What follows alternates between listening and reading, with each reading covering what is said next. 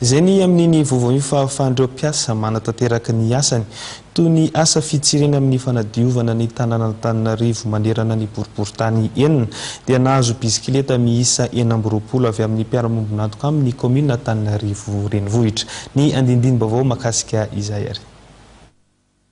Nahazo bisikileta miisa 4, mitety bidy 7 sy 20 tapitrisa ariary avy amin'ny mpiara-miombon'antoka iray ny kaominin Antananarivo renivohitra. Fitaovana ahafahan'ireo mpiasan'ny kaominin manatanteraka ny asa toy ny fitsirihana amin'ny fanadiovana ny tanan'Antananarivo manerana ny boriborintany enina. Raha antsika mahita amin'izao fotoana izao ny santionan'ny fiaraha-miasa amin'ny kaomina amin'ireo olona izay manampy azy na olon-tsotra na orinasa.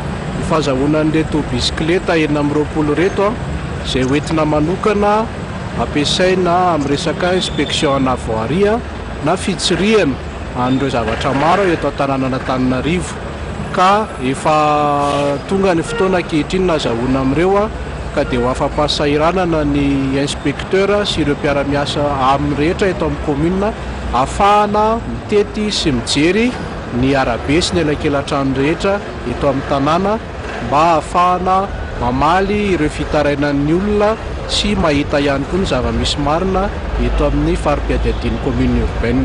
Mbola izy koa ny fanomezana fitaovana ny polisy munisipaly ahafahan'izy ireo manafaingana ny fanatanterahany asa mandrarahany.